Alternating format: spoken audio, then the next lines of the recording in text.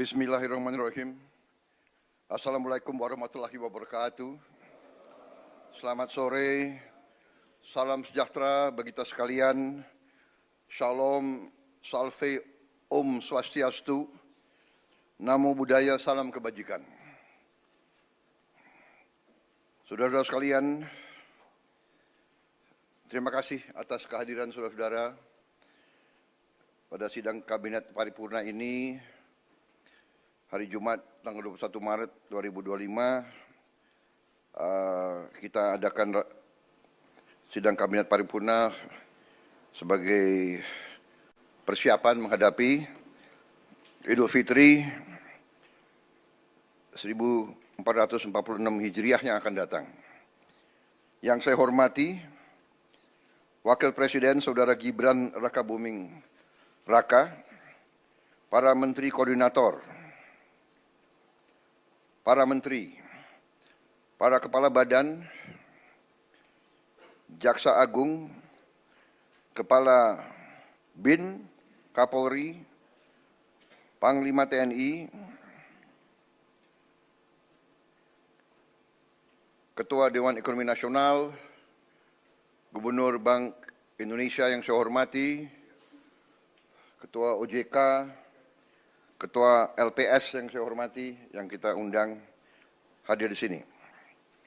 Tentunya kita sebagai insan yang bertakwa tidak henti-hentinya memanjatkan puji syukur kehadirat Tuhan Maha Kuasa, Tuhan Maha Besar.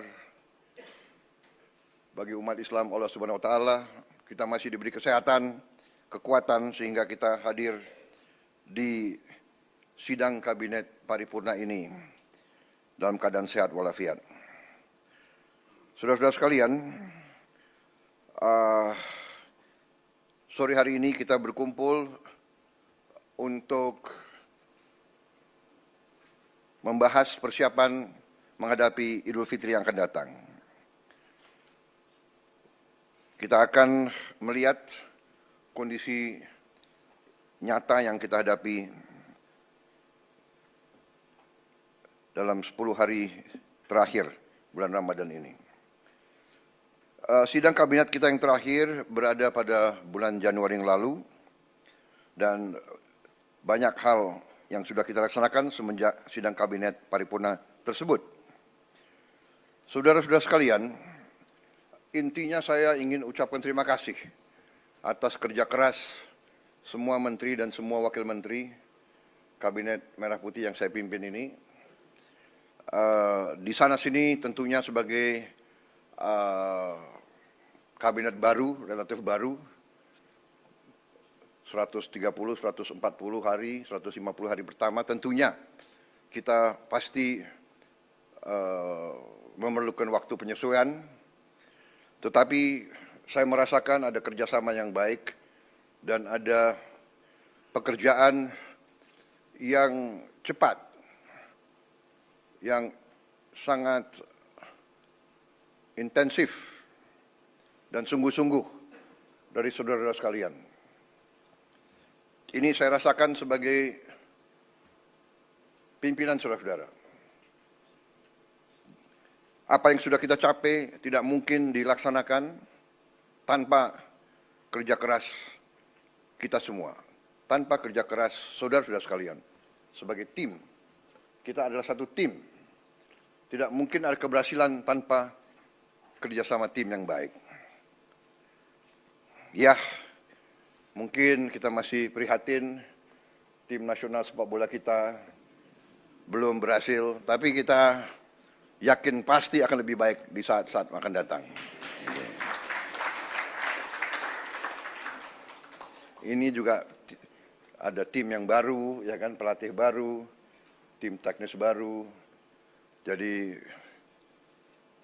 saya percaya kita akan mencapai hal yang baik. Ini sepak bola ini adalah sesuatu yang penting karena rakyat kita memang merasakan bahwa sepak bola itu menggambarkan tekad kita, menggambarkan semangat kita. Indonesia tidak boleh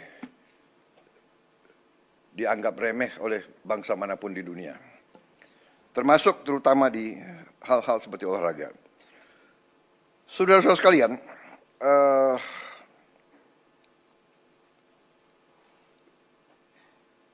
banyak sekali yang sudah kita laksanakan semenjak sidang kabinet yang lalu. Mungkin karena banyaknya inisiatif kita, banyaknya terobosan kita, banyaknya kebijakan kita, mungkin narasi ke rakyat mungkin kurang sempurna, kurang intensif. Ya, ini saya kira perlu kita perbaiki komunikasi kita kepada rakyat. Ya, saya juga terus terang aja sangat terkesan dengan banyaknya kebijakan yang bisa kita keluarkan dalam waktu singkat. Dan ini karena kerja keras para menteri, para wakil menteri, para kepala badan. Saudara-saudara, salah satu yang utama yang harus saya sampaikan adalah bahwa di saat bulan-bulan ini, apalagi menjelang Ramadan dan Idul Fitri, kondisi pangan kita aman, kondisi pangan kita cukup terkendali. Saudara-saudara, ini jangan dianggap hal yang ringan. Kita negara keempat terbesar di dunia. Jumlah penduduk kita sangat besar. Dan bertahun-tahun kita selalu khawatir dengan keamanan pangan kita. Kita selalu khawatir kita harus import. Alhamdulillah tahun ini produksinya sangat baik dan saya monitor harga-harga sampai hari ini terkendali. Mungkin harga cabai rawit yang agak naik beberapa saat yang lalu, mungkin sekarang sudah mulai turun ya. Tapi saran saya jangan terlalu banyak makan terlalu pedas. Saya waktu muda sukanya pedas sekali, sekarang dokter melarang saya makan terlalu pedas. Yang muda-muda silakan. Jadi kita bersyukur ya, dan semua pihak yang bekerja keras ya, saya mau ucapkan terima kasih semua pihak di bidang pangan, pertanian yang mendorong hal ini. Pangan adalah yang paling utama. Ya. Harga saham boleh naik turun, pangan aman, negara aman. Saudara-saudara.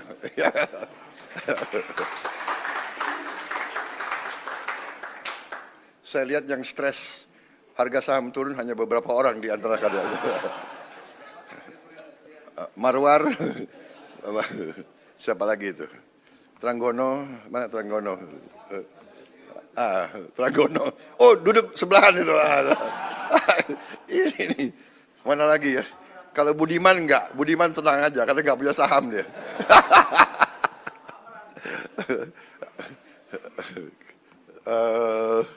Siapa lagi ya? Amran. Enggak, dia enggak main saham dia. Dia enggak main saham.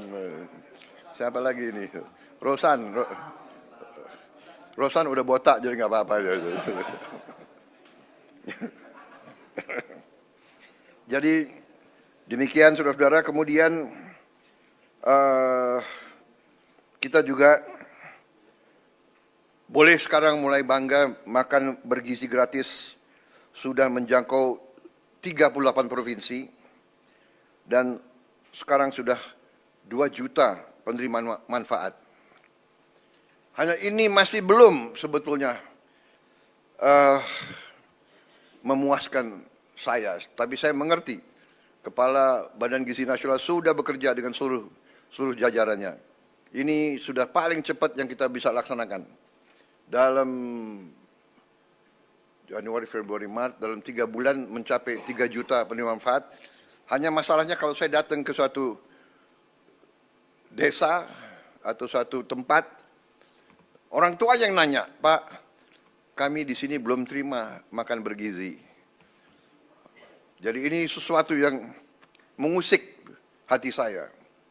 Mereka dengar di desa sebelah sudah, dia dengar di sekolah sebelah sudah, dia belum bisa. Saya sampaikan, Bu, kita berusaha sekeras tenaga, tapi kita tidak mungkin seketika, negara kita sangat besar. Mohon sabar.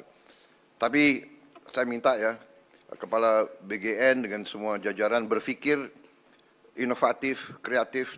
Bagaimana kalau bisa kita percepat?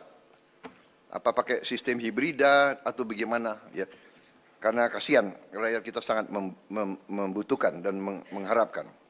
Tapi terima kasih, apapun terjadi ini suatu prestasi yang luar biasa. Saya terima surat-surat dari pimpinan-pimpinan dunia. Mereka bahkan mau belajar dari kita. Banyak kunjungan dari pimpinan-pimpinan negara lain, mereka bilang salah satu yang mereka ingin belajar dari kita adalah makan bergizi. Padahal kita baru mulai. Ya, mereka menganggap bahwa kita salah satu yang paling serius dan paling besar usaha kita menangani ini. Kemudian salah satu yang luar biasa juga, kita berani meluncurkan Badan Pengelola Investasi Danantara Indonesia. Konsolidasi semua kekuatan ekonomi yang dimiliki pemerintah Indonesia, semua dana, semua aset BUMN, kita konsolidasikan, kita ingin mengelola dengan sebaik-baiknya, setransparansi mungkin, dengan akuntabilitas yang sangat tinggi. Saya beri petunjuk kepada pimpinan Danantara, kalau perlu keputusan-keputusan itu diambil secara hati-hati dan kalau perlu tidak perlu terlalu cepat. Ini adalah kekayaan anak dan cucu kita, harus dijaga dengan baik. Dan untuk itu saya minta pengawasan, oversight, penilaian risiko sangat berlapis-lapis. Dan saya minta tokoh-tokoh masyarakat ikut mengawasi. Dan saya tegaskan bahwa setiap saat pekerjaan dan semua kebijakan Danantara ini harus bisa diaudit, harus bisa diawasi, harus bisa dipertanggungjawabkan setiap saat oleh siapapun yang menginginkan. Saudara-saudara, tapi ini saya kira adalah terobosan sangat besar. Dengan demikian, saya yakin manajemen semua aset di bawah Danantara akan lebih baik karena kita akan pakai manajemen yang berstandar internasional. Juga dengan beberapa penasihat-penasihat tingkat internasional kita ingin mengajak. Saya juga melihat bahwa kita sudah mulai meluncurkan program cek kesehatan gratis untuk setiap warga negara. Ini sudah mulai di roll out dan sudah berjalan. Saya kira ini juga salah satu terobosan saya kira di dunia, saya kira ya, Menteri Kesehatan ya. Tidak semua negara punya program seperti ini. Kemudian kita juga mengeluarkan peraturan pemerintah nomor 8 tahun 2025, yaitu kewajiban menyimpan devisa hasil ekspor, sumber daya alam di dalam negeri. Bagi semua perusahaan yang menerima kredit dari bank pemerintah dan yang menggunakan aset milik negara bersifat HGU atau HTI atau hak pakai, itu adalah aset negara. Dia terima, dia manfaatkan aset negara, dia terima kredit, dia wajib hasil usahanya harus disetor di Republik Indonesia. 100% dan minimal waktu 1 tahun. Ini saya diberi laporan kalau sudah berjalan ini akan menambah devisa kita 100 miliar dolar 1 tahun. Karena ini mulai berlaku 1 Maret, jadi mungkin tahun ini baru sekitar 80 miliar dolar yang akan masuk. Jadi saya ucapkan terima kasih semua pihak yang berhasil sampai Danantara Indonesia diluncurkan. Tadi Danantara cek kesehatan juga sudah berjalan dengan baik, devisa hasil ekspor juga berjalan. Kemudian kita juga sudah putuskan kemarin saya resmikan juga peluncuran bank emas pertama di Republik Indonesia. Kita memiliki cadangan emas ke-6 terbesar di dunia. Ke-6 terbesar di dunia.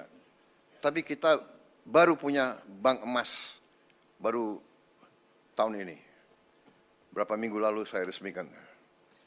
Jadi juga terima kasih semua pihak yang akhirnya kita sekarang punya bullion bank, bank emas, sehingga rakyat bisa menyimpan emasnya di Indonesia dan tidak di negara lain. Ada negara lain tidak punya satu pun tambang emas, tapi dia punya bank emas, kan itu aneh itu. Kemudian saudara-saudara, kami sudah putuskan juga untuk membangun tahun ini, kita harap sudah segera akan mulai dibangun 200 sekolah rakyat berasrama untuk SD, SMP, SMA berasrama, dan ini sekolah berasrama ini diperuntukkan untuk kaum yang kurang mampu khususnya. Jadi kita dengan ini kita hendak memutus mata rantai kemiskinan. Anak orang kurang mampu, anak orang miskin tidak boleh miskin. Katakanlah bapaknya sekarang pekerjaannya sangat sederhana, dia umpamanya tukang pemulung, anak dan cucunya tukang pemulung tidak boleh jadi tukang pemulung. Dia harus kita berdayakan. Ini rencana kita dan kita akan bangun tahun ini 200 sekolah berasrama tersebut. Satu sekolah akan terdiri, kita harapkan 1.000 murid. Mungkin tahun-tahun pertama akan belum sampai 1.000, tapi nanti saya berharap ya Menteri Sosial, Menteri Dikdasmen, mungkin berapa? Dalam 6 bulan bisa mencapai 1.000 murid masing-masing sekolah. Bisa. Hah? Tahun 4? Tahun depan? Tahun depan ya? Tanggal berapa? Coba dicatat. Loh, ini harus bertanggung jawab itu, ya. Rakyat minta hasil yang cepat, saudara-saudara. Ya, ini sangat penting dan yang akan segera kita resmikan 53. Yang segera mungkin 3 bulan ini bisa kita resmikan 53 sekolah. Ternyata Kementerian Sosial sudah punya gedung-gedungnya, sudah punya arealnya, jadi tinggal kita renovasi sedikit. Kita ingin segera 53, sisanya yang 147 akan segera menyusul. Kita harap tiap tahun 200, sehingga dalam 5 tahun kita minimal akan punya 1 sekolah berasrama di tiap kabupaten. Dan itu harus di tempat-tempat di mana terdapat kantong-kantong kemiskinan. Kita ingin memutus rantai kemiskinan. Kita ingin menghilangkan kemiskinan dalam waktu secepat-cepatnya. Dan ini saya yakin bisa kita kerjakan. Nanti Menteri koordinator perekonomian, kemudian Menteri Keuangan, kemudian nanti mungkin Menteri Sosial akan sedikit kasih penjelasan singkat, termasuk juga saya minta Ketua LPS menyampaikan kondisi ekonomi secara umum, sehingga kita dapat gambaran real apa yang telah kita kerjakan, dan kita akan nanti dapat bayangan betapa besar upaya bangsa Indonesia untuk memberi kesejahteraan kepada rakyatnya. Dan berkali-kali saya katakan, ini bukan hanya prestasi kita, ini adalah kerja keras presiden-presiden sebelum kita, menteri-menteri kabinet sebelum kita. Tidak ada pembangunan bangsa yang bisa dikerjakan dalam 5-10 tahun. Pembangunan bangsa Indonesia ini adalah perjuangan lama. Mulai dari tahun 45 dan seterusnya, ada naik dan turun, ada krisis, ada hambatan, ada gangguan-gangguan negara asing berkali-kali, ya kan? Kita tidak mau nyalahkan siapapun, tapi kita sering diganggu. Kita harus sekarang belajar dari sejarah. Kita harus belajar. Dan sekarang kita semua unsur harus berjiwa besar. Kita atasi perbedaan dengan musyawarah. Kita terima kritik dengan besar hati, tapi kita jangan mau diadu domba. Kita harus bekerja dengan baik untuk rakyat kita. Saudara-saudara, kemudian salah satu juga keputusan besar kita adalah kita dalam waktu dekat akan membentuk 75.000 sampai 80.000 koperasi desa. Ada yang berbentuk berbasis pertanian, ada yang berbasis nelayan, dan ada yang berbasis lain. Tapi intinya adalah kita ingin ekonomi desa, ekonomi rakyat yang paling bawah bergerak dengan cepat, memobilisasi kekuatan yang kita punya untuk menggerakkan seluruh ekonomi, dan ini akan ada suatu dampak yang sangat besar, keyakinan kami. Saudara-saudara, juga kita juga berhasil bekerja sama dengan swasta, sehingga THR bagi pekerja swasta, BUMN dan BUMD bisa diberikan paling lambat 7 hari sebelum Hari Raya Idul Fitri. Tahun ini pemerintah juga menaruh perhatian khusus kepada para pengemudi dan kurir online yang untuk pertama kalinya akan menerima bonus Hari Raya. Ini karena kerjasama juga dengan pengusaha-pengusaha swasta. Saya mendengar mereka akan terima kurang lebih 1 juta tiap pekerja, demikian. Tapi saya menghimbau pengusaha swastanya, kalau bisa ya ditambahlah. Ini menghimbau, ya kan? Kalau menghimbau kan boleh, tidak ada paksaan kan? Tapi kalau presiden menghimbau ya. Menghimbau. Ini wartawan ya, terus garis bawahi itu.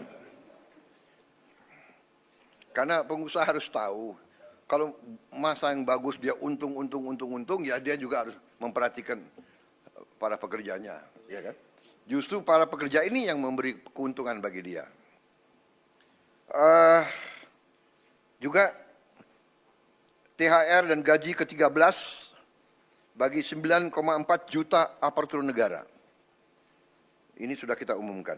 Saudara-saudara, juga untuk membantu masyarakat, kita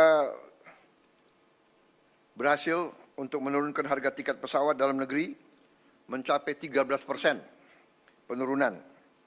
Ini berlaku untuk periode penerbangan 24 Maret 2025 sampai 7 April 2025.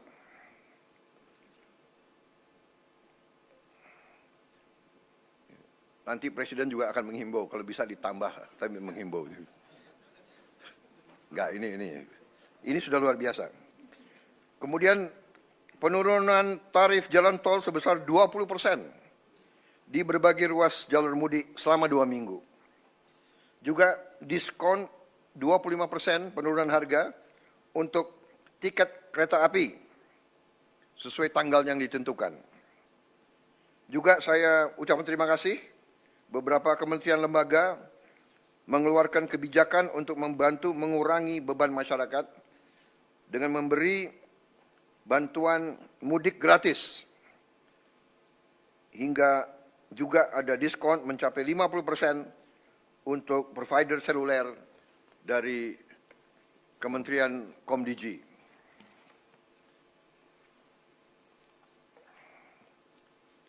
Saya kira dengan demikian persiapan mudik saya harap benar-benar disiapkan dengan baik.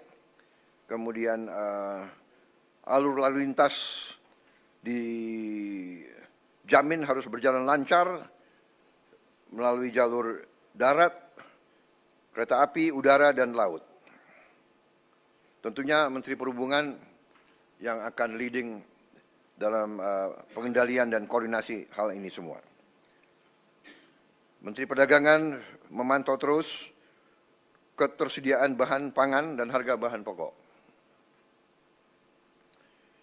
Juga kita antisipasi bahwa di sektor pariwisata ini juga akan meningkat dan perlu antisipasi dari Menteri Pariwisata hal-hal yang harus disiapkan.